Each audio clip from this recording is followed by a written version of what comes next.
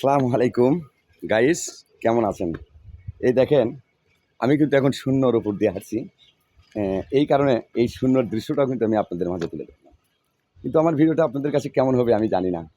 যদি প্রিয় ভাই, প্রিয় বন্ধু, আমার ফেসবুক পরিবার, আপনাদের কাছে যদি দেখেন এইরকম সুন্দর দৃশ্য যদি আমরা তুলে ধরতে পারি আমাদের হৃদয়ের মাঝে এবং মনের অন্তরের যে প্রতিভাটা, সেই প্রতিভাটা চাই আমরা ফেসবুক প্ল্যাটফর্মে প্রকাশ করতে।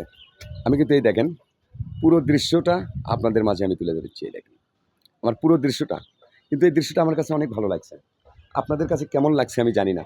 যদি আপনাদের কাছে আমার এই দৃশ্যটা ভালো লাগে, আমার পিছনের যে দৃশ্যটা আর আমার পিছনের সেই দৃশ্যটাও কিন্তু আমি আপনাদের মাঝে তুলে ধরলাম। এই দেখেন, এটা হচ্ছে যমুনা নদীর একটা চর, আর সেই যমুনা নদীর চরেই আমি এসেছি। আর আগে কিন্তু অনেকই ভিডিও করেছি আমি বাঙালি নদীতে, আর আজকে আমি বাঙালি নদী থেকে কিন্তু প্রায় 7 কিলো দূরে এসেছি আমি ভিডিওটা করার জন্য।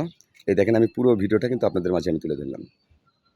আর ভিডিওটা নিম্নত আমি করব 1 মিনিট 90 সেকেন্ডের একটা ভিডিও হবে। 1 মিনিট ওভার, মানে 1 মিনিট 30 সেকেন্ডের এই ভিডিওটা।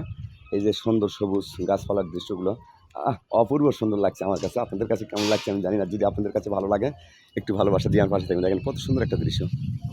এইরকম প্রতিভাটা আমি চাই যেন আপনাদের মাঝে তুলে ধরতে পারি। আমার কাছে কিন্তু অনেক ভালো লাগছে। নিশ্চয়ই আপনাদের কাছে ভিডিওটা ভালো লাগবে। যদি ভালো লাগে ভালোবাসা দিয়ে আমার পাশে থাকবেন।